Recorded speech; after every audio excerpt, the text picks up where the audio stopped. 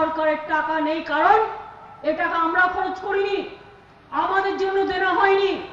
CPM সরকার থাকাকালীন জনগণের থেকে লোন করেছে, বাজার থেকে লোন করেছে।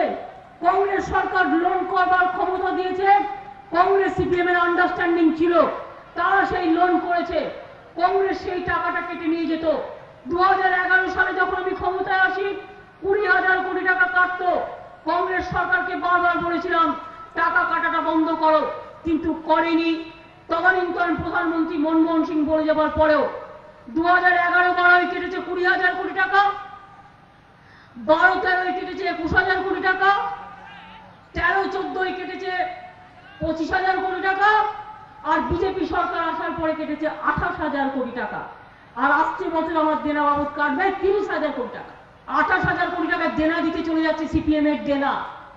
তাদের আবার বড় কথা, দেনা করে চলে গেছে এক একটা ছাত্র যৌবন, তাদের মাথায় 30 টাকা করে দেনা, 30,000 টাকা করে দেনা চাপিয়ে দিয়ে চলে গেছে। আর আমার ছাত্র যৌবন যাতে দেনা না করে, যার জন্য আমায় শোধ করতে হচ্ছে।